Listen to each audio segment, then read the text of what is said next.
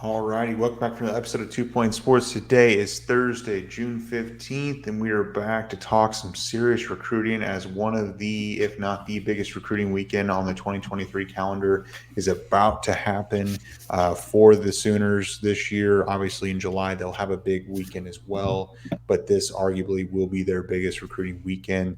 There's going to be a lot of talent, 5 stars all over the place, both sides of the ball. And not to overshadow, last weekend had multiple 5 stars on campus as well.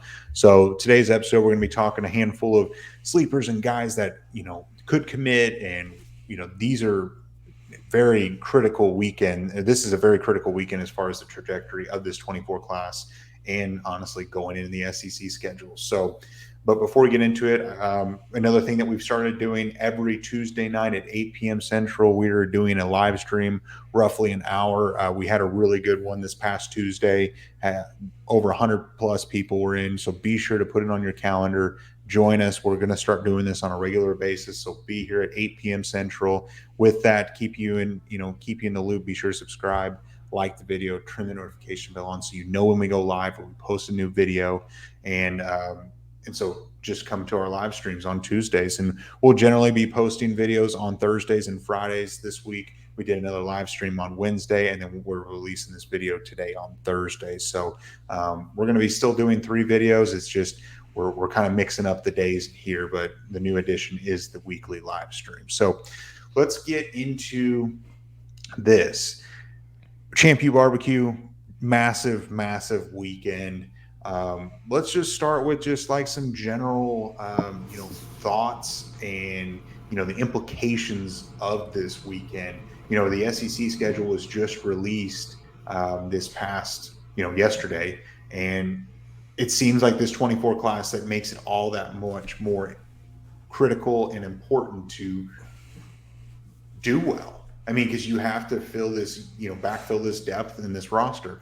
Brandon, what do you think about the basically the implications of this weekend and how much is riding on this weekend? It's the most wonderful weekend of the year for Oklahoma recruiting, and maybe for a lot of Oklahoma fans in general. This is a fun weekend for us. I love it. The team puts a lot of emphasis on it. When they ask kids to come to this for their OV, this is the one. This is their home run hitter. I know last week we had a good one with a lot of 5 stars hanging out Toby Keith's hangar, having a good time. But this is your one. This is where you win. I think most of these kids in the long run. I think this is our biggest weekend of the year for recruiting. So I'm very excited for it. I hope that everybody has a blast. I hope that we close on some of these elite, talented kids that are going to be here that we'll talk about a little bit later. But I mean, yeah, it's the most important weekend of the year for student recruiting, and I hope it goes well. Yeah, I agree. I mean, the biggest thing is just you gotta get some commitments out of this weekend, and we'll talk about who we think is going to commit and how many people we think are going to commit at the end of the weekend. But you can't have, I would say, let's say come Monday and not at least be sure that you got 3 silent commitments, and maybe they'll make their intentions known a week or 2 after the actual visits. But this weekend can't happen and you leave with 0 commitments. That is when things could go bad for Oklahoma, because then other schools get another opportunity, and you're putting yourself behind the 8 ball, which I don't think the staff will do. But it's a critical weekend, and it's gonna be, I would say, it's a make or break for Oklahoma recruiting this season. I mean, it's the truth. I mean, it is. It's time to make things happen and get the ball rolling, and I think they will. And there's none other than David Stone that's going to be on campus Again for the 277th time. Yeah, I mean, it feels like it's every recruiting cycle now that we've been doing this for a couple of years. We're working on, this is our 3rd year we're working on here. There's always a few guys that we talk about at length, and they never seem to ever go away. I'm trying to think about, I remember Chris McClellan. I felt like we never stopped talking about him, and then he went to Florida. Who went to Texas A&M? David Hicks. David Hicks, Brownlow Dindy, LT Yeah. Overton, Brownlow Dylan Dindy. Edwards. We had I'm pretty sure we had an emergency podcast episode dedicated to Gabriel Brownlow Dindy when his crystal ball shifted from Oklahoma to A&M. Like, it was that big of a deal to us. Well, he committed to Oklahoma Oh, for a hot minute, and then is that what it was? Lincoln left. I remember we had an emergency episode specifically about Gabriel Brownlow Dindy. Yeah. And we did. So rightfully so. I mean, those guys never seemed to leave the podcast until finally the signing day had passed. And David Stone is that guy. He is that for the 2024 class for us. And he's visiting this weekend officially. He's been on campus a million different times. But this is the first time, because of the rules, that Oklahoma truly can roll out the red carpet. And, you know, as I've read more and as more time has gone past this week, there seems to be a way that Oklahoma could walk away with a David Stone commitment publicly relatively soon after this event. It seems like it's kind of the feeling I'm starting to get, where David Stone, if everything goes right, could become a Sooner or commit to the Sooners relatively quick. And if you get him in the boat, I mean, that's a slam dunk. What do you think, Jose? What are the odds? Yeah, I think they're pretty good. And I said this on Tuesday's live stream. There's 0 official visits planned after this weekend for David Stone. He said it in an interview in May or April. If he feels like it's the right time and it's the right school to commit, he will cut his recruitment short. Oklahoma, it's a matter of doing what you got to do. You've wowed him. He's familiar. He's got great relationships with the coaches. He knows the facilities. He probably knows the campus like the back of his hand. He's grew up in Oklahoma, OU fan. This is the weekend to close on this prospect and have him help you with getting those defensive linemen. We saw last year how effective having Jackson Arnold was in getting his friend and Peyton Bowen and the rest of the squad that came along with him. He was a big recruiter when it came to getting PJ Adebawore and Caden Green on board. David Stone will be that guy for this 2024 class. Not that the guys that have already committed aren't working their tails off, especially Mike Hawkins, to get these commitments, but David Stone, with what Oklahoma and Oklahoma fans will see as success in this class, he is the guy that's going to catapult them to that level. The best or second best defensive lineman in the class will help you get those higher echelon defensive linemen that Oklahoma not just wants but desperately needs, both heading into the SEC and for the future to actually be competitive and be in national championship conversations.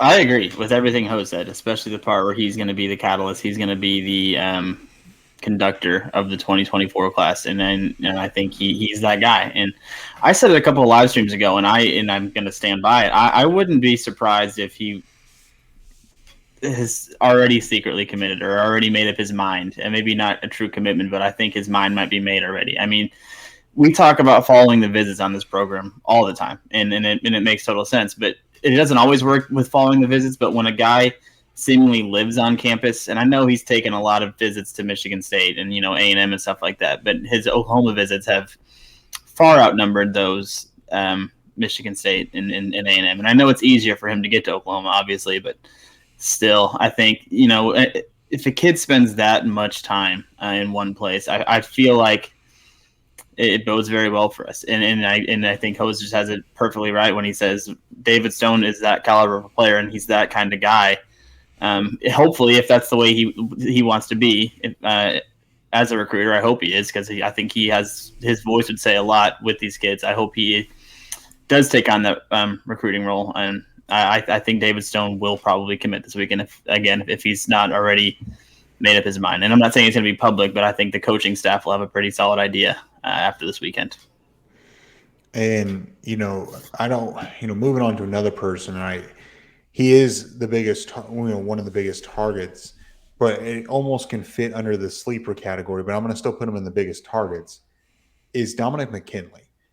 he's just been a victim as far as Williams Winery, David Stone, those two visits going back to back. Everyone's talking about them, and rightfully so. But Dominic McKinley is a 5-star defensive lineman himself, and he is very talented. Hopefully, Oklahoma's offered his brother Darius McKinley. Hopefully, Darius is with Dominic on this visit. He's already been on a couple of visits to Ohio State and Texas A&M. I want to say, Oklahoma's firmly in this, and this is a weekend where Todd Bates can further that relationship, make his brother feel comfortable. I think Dominic McKinley is a humongous target that for a 5-star is flying underneath the radar. And, it's along that defensive line and people are throwing up the alarm bells. Not only McKinley, but then Nigel Smith's going to be there, and Joseph Jonah Ajone and Zena Umazulu, and they just had Williams Winery. Like, people are worried like Todd Bates can't recruit. But yeah, I don't know if we've ever had this much defensive line talent on our campus in a 2-week span in a very long time. Well, it's one thing to have them on campus, and I agree, and that alone does say a lot about Todd Bates to have this level of talent on campus. But it's one thing to have them on campus versus getting them to commit, because having them on campus, if they don't commit at the end, that doesn't mean anything. I'm not saying that's not going to happen, but I think we're going to get a lot of these kids. But Dominic McKinley I agree with you 100% with flying under the radar, and it makes no sense how he's flying under the radar. The dude is a 6'5", 300-pound defensive lineman who had about 100, almost 100 tackles last season at 86, 18 of them for loss, 10 sacks, and interception that returned for a touchdown, and I think he had 2 interceptions overall. Like, the dude is a freak, and I think he is the prime example that we alluded to with Stone as the kind of guys that if Stone commits, I think Dominic McKinley might be the first guy with Williams Winery that he goes, hey man, let's make it official now. Because I mean, if you get all 3 of those guys, all 3 5-star elite level defensive linemen, I don't want to like sound too overconfident here, too cocky, but I feel like if you have 3 5-star D linemen that all commit to Oklahoma, they can almost just text any kid in the country and be like, hey, we're playing here, so are you? And they might be like, shit, all right, sounds good. Like, I mean, like legitimately, because like, how do you say no to that? Like, as far as what you're trying to build for the future, like if you're in a group chat and you're Danny Okoye, I don't know, maybe not, he maybe not be a good example here because he mentioned he doesn't really care. But if you're Nigel Smith and you get a group chat from Stone, Winery, and McKinley all saying, hey, we've committed to Oklahoma. We think you should too. I bet you his text back is, okay, sounds good, buds. Like, I feel like it's almost that easy. Yeah, it would be huge to get that guy. And McKinley is, I mean, he's flying under the radar, and it's pretty clear why people just assume he's going to be at LSU. But it's like, from what's been reported, that last official visit is a dogfight between Alabama and LSU. And Georgia, I don't think he has one planned out for Georgia quite yet. So it's kind of seeming like a Bryant Wesco recruitment. Oklahoma led for a long time. They didn't get the official visit. It was rumored they would get the last one at the end of the summer or early in the fall. And it didn't happen. He's at Clemson now. Maybe Oklahoma can pull that type of upset for a defensive lineman in Dominic McKinley. LSU's the longtime favorite. They don't have an official visit planned. And Todd Bates has been recruiting Dominic McKinley for a long time. Since before he was at Oklahoma, he identified him as a really talented player when he was at Clemson. And that relationship is built now for years. Can he convince him that Norman is a place to be and make it kind of a Derek LeBlanc situation? I mean, Derek, from what we know, what's been reported, the information that we had, he was going to go to wherever Todd Bates was going. Like, I know that now, looking back, he transferred, whatever. Going from high school to college, he was going to play for Todd Bates. If Todd Bates has that kind of connection with kids, it's clear that he can sell them on playing at whatever school he's coaching. They just need to give him an opportunity. Yeah. So, no, I mean, we just talked about a couple of giant targets. There's still multiple. Terry Bussey's going to be there. Joseph Jonah. I mean, there's a ton of big targets. So I think one of the next segments that we're going to talk about are sleepers, right, Jose? Isn't that one of them? So sleepers, as in guys flying underneath the radar, someone that could, is talented that maybe some people are overlooking.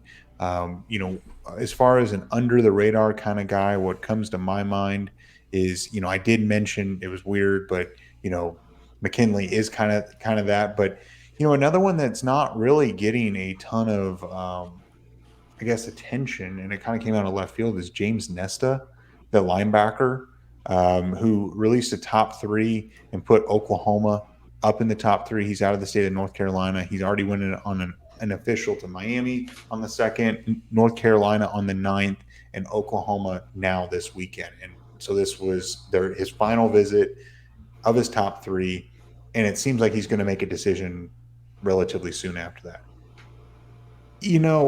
With him being at Miami and at North Carolina and not committing and now going to Oklahoma could really make a push here. And he's a linebacker. I mean, and the linebacker position is at a weird spot right now in this recruiting cycle. And you've got Michael Boganowski, Mike Wazowski, being, visiting as well as a linebacker. But James Nesta is someone that we're not really talking about, kind of came out of left field. But I feel like he's ripe for the picking, that Oklahoma could really take a hold of this recruitment. Brandon, what do you think? No, I agree. I think with James, it's gonna. I still think I think he's a kid who's just taking all of his visits, doing the right thing, being smart about it. But I still think it's going to be tough to beat North Carolina in that recruitment, just being the hometown state, the home state. I think if it's not Oklahoma, it's going to be North Carolina. I think North Carolina is still tough. I like Wyatt Gilmore out of Minnesota. He's got a top 3 or 4 that I think we are far and away the best school for, and he's another edge player that is going under the radar, and he's maybe being overlooked because of some of these 5-star prospects that we're talking about. But Gilmore in himself is a 4-star player, 6'4", 240. There's a lot you can work with there. Very athletic kid. I think he is a kid that maybe we're not talking about enough that could end up committing. Jose mentioned Devin Jordan out of Union. You have to throw that out there because he is an in-state kid. And we've always recruited the defensive back position out of Union pretty well. So, I mean, he's another kid I think that you could end up winning his commitment this weekend. So I guess I'll go with Gilmore and Jordan. So mine is, and he's expected to be there. It's not an official visit, but Devon Mitchell, 2025 5-star tight end, should be reclassifying at some point. That's what's still expected. We'll see if and when that happens. And you kind of took mine with Wyatt Gilmore, but the other guy I'm going to mention is Bennett Warren. I think Oklahoma fans have kind of just forgotten about him because he is trending heavily towards Michigan. That's only been a recent development. I think these post-visit highs are real with Bennett, and Michigan might still be a very strong leader after this official visit with Oklahoma, but Coach B is going to give him plenty to think about because Oklahoma was in a very good spot 2 months ago. When we first talked about him, we thought, well, it's kind of a pipe dream. Seems like he's leaning another direction, but then 2 or 3 weeks later, after taking an unofficial, I believe he was at the spring game, Oklahoma was in a very good spot to land him. An official start, now Michigan's a leader. If Oklahoma impresses like they did for the spring game or his unofficial visit a while back, Oklahoma's in that seat, racing with Michigan to see who can get him to pull the trigger and say, yeah, that's where I'm going to play offensive line and further my football career at. And Michigan has done really well with having good offensive lines as of late, but it's hard to say no to Coach B. And we saw that with guys this last weekend. Eddie Pierre-Louis seemed like he had a good time. Who else was there last weekend that we talked about? Grant Bree was there as well? Yeah, they did plenty last week, and I think Bennett Warren is another guy that Oklahoma fans should keep an eye on, and maybe not get your hopes up, but at least look. Don't think that door is fully closed, and Michigan has far and away taking that. Yeah, and just to add one quick quick one on top of that is another under the radar is Caden Massey out of the state of Kansas, a massive offensive lineman at 6'8", 270, taking an official this weekend. This is someone I feel like Oklahoma can make a push for and make it interesting. So if you've made it this far, be sure to still like the videos and subscribe to the channel, the notification bell on, follow us on Twitter, Instagram, Facebook, Apple, Spotify, and TikTok. So the last segment I think we're going to talk about, if I remember right, are like the next commitments, right? Who could be committing, how many, and let's kind of put it in a time frame of within a week of after the ChampU barbecue, because a lot of times kids want edits and things like that. How many commits? I'm not going to say my answer yet. How many commits happens within the next week? By next Saturday, what is it? Saturday the 23rd, I believe it is. How many commits come after the ChampU barbecue, Jose? What is it? So in a week, I think 2 is a fair assumption. Now, if you give me 3 weeks, then I think we could see 5 or 6 even. I'll go with David Stone as 1, Michael Patterson McDonald at 2. Number 3 would be Devon Mitchell, and we know he's committing in early July. And it seems like Oklahoma, again, this is just a formality, seemingly. Seems like Oklahoma has been the big leader here for a long time. So that's number 3 for me. Caden Durham, number 4. Nigel Smith. Well, maybe not 3 weeks. Give me I like time. Caden Durham there. Not Nigel Smith, because I think when we talked to him, he said his plan was sometime in August, so not 3 weeks after. Wyatt Gilmore at 5. And I'll go with Samaj Jones at 6 and secure our second quarterback of the 2024 class. Yeah, see, I was going to say 3 or 4, within a week of this, because I agree with Stone, and I think when you get Stone, Michael Patterson McDonald is a package deal, so that alone is 2. And I just picked Wyatt Gilmore and Devin Jordan as guys that I think we went out with this weekend as sleeper picks, so that would be my 4. I would say more with Devon Mitchell, because, I was going to say the exact same thing. The fact that he already set his date for July 8th hinders that ability for him to commit within a week of ChampU barbecue, but I think that's a commitment Oklahoma wins, so I think it would have been 5. But I'm going to lock those 4. I had 1 for me, 7. Jay Sean Ross. I forgot about him. He's not visiting this weekend, I don't believe, but he definitely committed that. Oh, he is? Yeah, add him. Future friend of the program, Jay Sean Ross. Yeah. Within a week, that's a quick turnaround. I agree with you. Maybe we're just setting ourselves up for failure, assuming that Stone is going to commit within a week. But I think Stone and McDonald, those are an easy 2. I think you throw in a Jay Sean Ross. I think Oklahoma can close out there. I think James Nesta is right for the picking, and Oklahoma needs him. And I think Oklahoma's going to show him this weekend how important he is to this class and how bad Oklahoma needs him. And I think a 5th one is Michael Boganowski, another linebacker that Oklahoma desperately needs. And I think Oklahoma, it could be within a week. Most likely, it could be within 2 weeks. Could have 5 by the end of the month, and then so those are my 5 that I would say within a week, and maybe bleeds into the second week. But I think those 5 guys are right there, and I just think that Easton Baker went to Illinois and was able to be persuaded and committed to Illinois, and I think James Nesta can do that as well, or is in that position where he's going to the most prestigious football program that he's visited. And I think Oklahoma's going to show him how important he is. The dream here would also be to add Dominic McKinley this weekend. Oh, yeah. His next visit is to Texas next weekend. And that's his last currently scheduled official visit. So if you can get him to just say, no thank you, Texas, I'm going to be a Sooner and go with my guy, Todd Bates.